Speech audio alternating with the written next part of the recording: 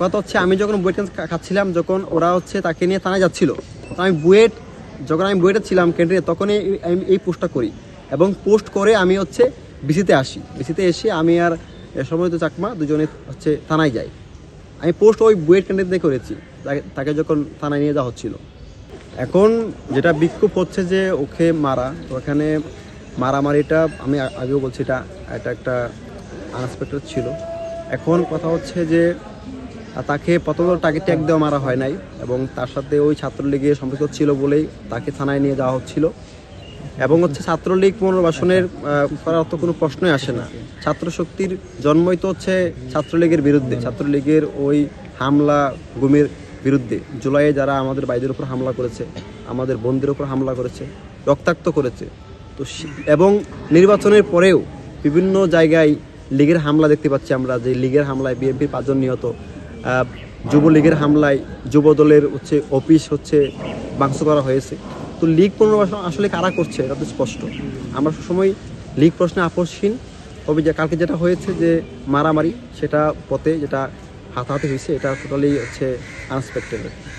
আমাদের ছাত্র শক্তির অনেক নেতা যারা আগে হচ্ছে ছাত্রলীগের পদে ছিল, কিন্তু জুলাই আন্দোলনে, জুলাই গণ অভ্যুত্থানে তারা ছাত্রলীগের সাথে তারা নৈতিক জায়গা থেকে আপোষ না করে তখন তারা হচ্ছে জুলাইয়ের পক্ষে অবস্থান নিয়ে, ছাত্রলীগের বিরুদ্ধে অবস্থান নিয়ে তারা হচ্ছে আন্দোলন করে হাসিনাকে পতন ঘটায়।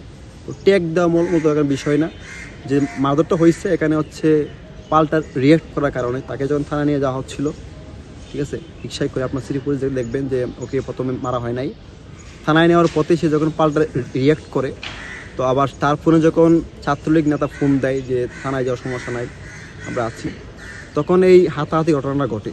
তো যারা এটাকে আসলে এত বেশিভাবে পোট্রে করছে যে সাহারি বা সিম্পেতি নিচ্ছে, এবং তাকে নিয়ে কিন্তু সর্বপ্রথম ছাত্রলীগের সাদ্দাম সভাপতি সে কিন্তু পোস্ট দেয়, এবং তার পোস্ট কপি করে কিন্তু পরবর্তীতে যারা আসলে লিগার ছিল, লিগারের যারা অ্যাক্টিভ পেজ, সেখান থেকে তাকে নিয়ে পোস্ট করা হয়।